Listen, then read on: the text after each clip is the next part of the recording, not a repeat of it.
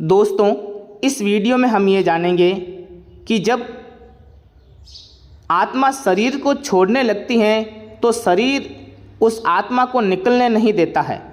वह मनुष्य बहुत प्रयास करता है लेकिन अंततः आत्मा निकल जाती है और उस समय मनुष्य को क्या अनुभूति होती है वो जानेंगे। आत्मा जब शरीर छोड़ती है तो मनुष्य को पहले ही पता चल जाता है। ऐसे में वह स्वयं भी हथियार डाल देता है, अन्यथा उसने आत्मा को शरीर में बनाए रखने का बहुत प्रयत्न किया होता है और इस चक्कर में कष्ट झेला होता है। अब उसके सामने उसके सारे जीवन की यात्रा चलचित्र की तरह चल रही होती है। उधर आत्मा शरीर से निकलने की तैयारी कर रही होती है, इसलिए शरीर के 5 प्राण एक धनंजय प्राण को छोड़कर शरीर से बाहर निकलना आरंभ कर देते हैं। ये प्राण आत्मा से पहले बाहर निकलकर आत्मा के लिए सूक्ष्म शरीर का निर्माण करते हैं, जो कि शरीर को छोड़ने के बाद आत्मा का वाहन होता है। धनंजय प्राण पर सवार होकर आत्मा शरीर से निकलकर इसी सूक्ष्म शरीर में प्रवेश कर जाती है। बहरहाल अभी आत्मा शरीर में ही होती है और दूसरे प्राण धीरे धीरे शरीर से बाहर निकल रहे होते हैं कि व्यक्ति को पता चल जाता है। उसे बेचैनी होने लगती है, घबराहट होने लगती है, सारा शरीर फटने लगता है, खून की गति धीमी होने लगती है, सांस उखड़ने लगती है, बाहर के द्वार बंद होने लगते हैं, अर्थात अब चेतना लुप्त होने लगती है और मूर्छा आने लगती है। चैतन्य ही आत्मा के होने का संकेत है और जब आत्मा ही शरीर छोड़ने को तैयार है तो चेतना को तो जाना ही है और वो मूर्छित होने लगता है। बुद्धि समाप्त हो जाती है और किसी अनजाने लोक में प्रवेश की अनुभूति होने लगती है। यह चौथा आयाम होता है। फिर मूर्छा आ जाती है और आत्मा एक झटके से किसी भी खुली हुई इंद्रिय से बाहर निकल जाती है। इसी समय चेहरा विकृत हो जाता है। यही आत्मा के शरीर छोड़ देने का मुख्य चिन्ह होता है। शरीर छोड़ने से पहले केवल कुछ पल के लिए आत्मा अपनी शक्ति से शरीर को 100% सजीव करती है ताकि उसके निकलने का मार्ग अवरुद्ध न रहे, और फिर उसी समय आत्मा निकल जाती है और शरीर खाली मकान की तरह निर्जीव रह जाता है। इससे पहले घर के आसपास कुत्ते बिल्ली के रोने की आवाज़ें आती हैं। इन पशुओं की आंखें अत्यधिक चमकीली होती हैं, जिससे ये रात के अंधेरे में तो क्या सूक्ष्म शरीरधारी आत्माओं को भी देख लेते हैं। जब किसी व्यक्ति की आत्मा शरीर छोड़ने को तैयार होती है तो उसके अपने सगे संबंधी जो मृत आत्माओं के रूप में होते हैं उसे लेने आते हैं और व्यक्ति उन्हें यमदूत समझता है और कुत्ते बिल्ली उन्हें साधारण जीवित मनुष्य ही समझते हैं और अनजान होने की वजह से उन्हें देखकर रोते हैं और कभी कभी भौंकते भी हैं। शरीर के 5 प्रकार के प्राण बाहर निकलकर उसी तरह सूक्ष्म शरीर का निर्माण करते हैं जैसे गर्भ में स्थूल शरीर का निर्माण क्रम से होता है। सूक्ष्म शरीर का निर्माण होते ही आत्मा अपने मूल वाहक धनंजय प्राण के द्वारा बड़े वेग से निकलकर सूक्ष्म शरीर में प्रवेश कर जाती है। आत्मा शरीर के जिस अंग से निकलती है उसे खोलती तोड़ती हुई निकलती है। जो लोग भयंकर पापी होते हैं उनकी आत्मा मूत्र या मल मार्ग से निकलती है। जो पापी भी हैं और पुण्यात्मा भी हैं उनकी आत्मा मुख से निकलती है। जो पापी कम और पुण्यात्मा अधिक हैं उनकी आत्मा नेत्रों से निकलती है और जो पूर्ण धर्मनिष्ठ हैं पुण्यात्मा और योगी पुरुष हैं उनकी आत्मा ब्रह्मरंध्र से निकलती है। अब तक शरीर से बाहर सूक्ष्म शरीर का निर्माण हुआ रहता है, लेकिन ये सभी का नहीं हुआ रहता है। जो लोग अपने जीवन में ही मोह माया से मुक्त हो चुके योगी पुरुष हैं उन्हीं के लिए तुरंत सूक्ष्म शरीर का निर्माण हो जाता है।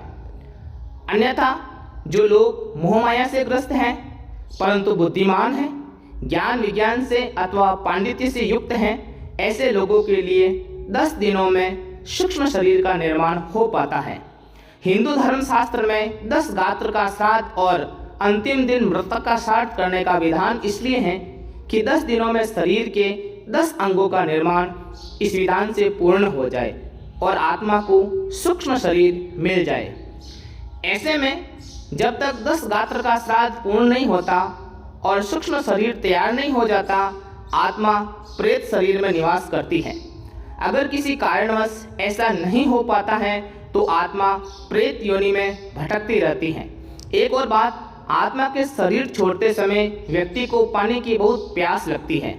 शरीर से प्राण निकलते समय कंठ सूखने लगता है, हृदय सूखता जाता है और इससे नाभि में जलन होती है, लेकिन कंठ अवरुद्ध होने से पानी पिया नहीं जाता और ऐसी स्थिति में आत्मा शरीर छोड़ देती है, प्यास अधूरी रह जाती है। इसलिए अंतिम समय में मुख में गंगा जल डालने का विधान है। इसके बाद आत्मा का अगला पड़ाव होता है शमशान का पीपल। यहाँ आत्मा के लिए यमघंट बंधा होता है जिसमें पानी होता है। यहाँ प्यासी आत्मा यमघंट से पानी पीती है जो उसके लिए अमृत तुल्य होता है। इस पानी से आत्मा तृप्ति का अनुभव करती है। हिंदू धर्मशास्त्रों में विधान है कि मृतक के लिए यह सब करना होता है ताकि उसकी आत्मा को शांति मिले। अगर किसी कारण वश मृतक का 10 गात्र का श्राद्ध न हो सके और उसके लिए पीपल पर यमघंट भी न हो बांधा जा सके तो उसकी आत्मा प्रेत योनि में चली जाएगी और फिर कब वहाँ से उसको मुक्ति मिलेगी कहना कठिन होगा। हाँ, कुछ उपाय अवश्य हैं।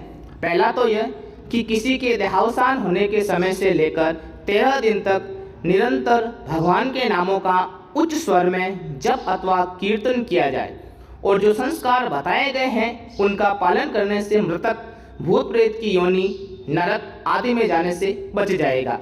लेकिन यह करेगा कौन? यह संस्कारित परिजन, संतान, नातेदार ही कर सकते हैं। अन्यथा आजकल अनेक लोग केवल औपचारिकता निभाकर केवल दिखावा ही अधिक करते हैं। दूसरा उपाय कि मरने वाला व्यक्ति स्वयं वज्रानंदी हो, भगवान का भक्त हो और अंतिम समय तक यथासंभव हरि स्मरण में रत रहा हो।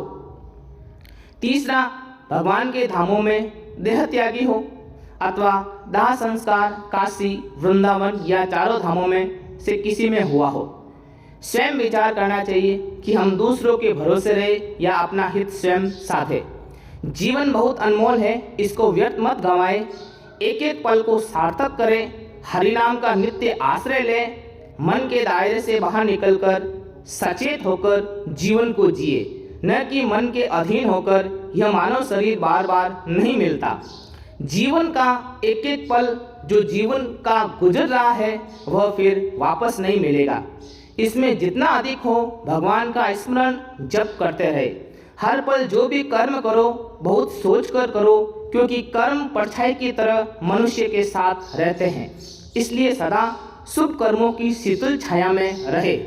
वैसे भी कर्मों की ध्वनि शब्दों की ध्वनि से अधिक ऊंची होती है, अतः सदा कर्म सोच विचार कर करें। जिस प्रकार धनुष में से तीर छूट जाने के बाद वापस नहीं आता, इसी प्रकार जो कर्म आपसे हो गया वह उस पल का कर्म वापस नहीं होता, चाहे अच्छा हो या बुरा हो। इसलिए इससे पहले कि आत्मा इस शरीर को छोड़ जाए, शरीर में रहते हुए आत्मा को यानी स्वयं को जान ले और जितना अधिक हो सके मन से, वचन से, कर्म से भगवान श्री राम श्री कृष्ण का ध्यान, चिंतन, जप, कीर्तन करते रहे। निरंतर स्मरण करने से हमें